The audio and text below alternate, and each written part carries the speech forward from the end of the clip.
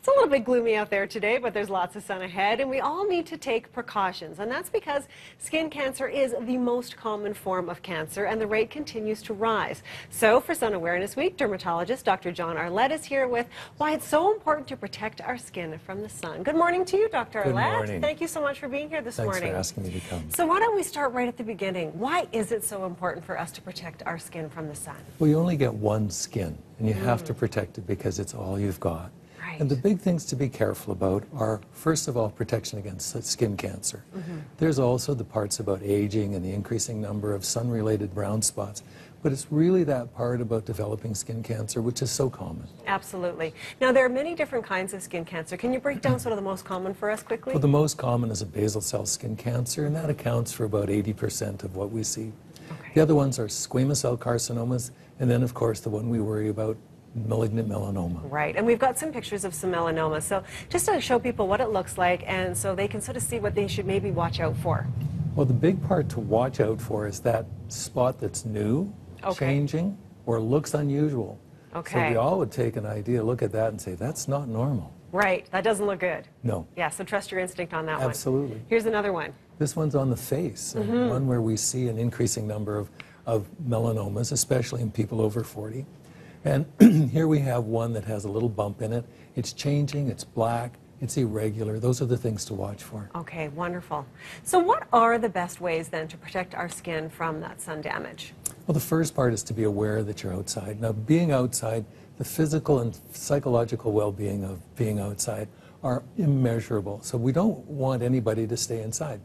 The things to watch for are the time of day when it's going to be the most sunny, and that's between 11 and 3. Okay. Make sure you seek shade, and if you don't have shade, bring it with you.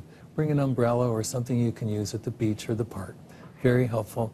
Clothing is so essential. So the areas that you don't want to get burned, make sure you're covered up with at least a tightly weaved cloth that's going to cover yourself.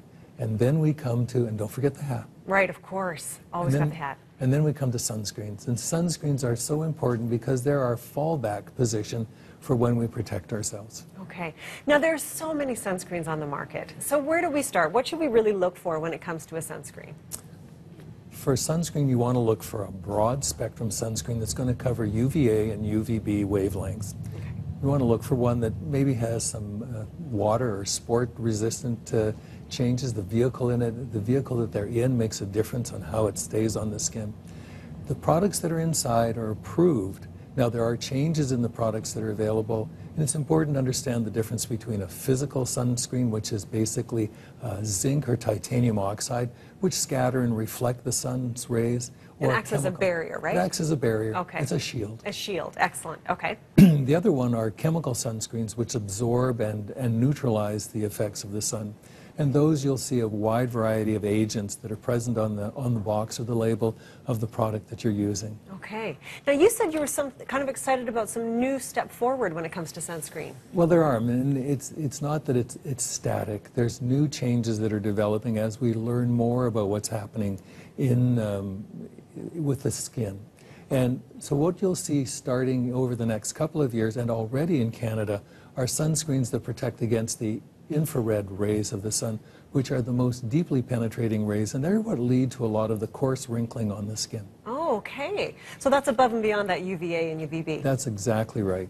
And the other part is there are new products that are available that actually have rejuvenating agents built into the sunscreen, so it can take away all those oxidants that arise, basically antioxidants to protect your skin while you're out in the sun. Wonderful. So look for that in those sunscreens, but the bottom line is just get that sunscreen on, especially if you don't have that protection. It's a very important part. Make it part of your daily routine.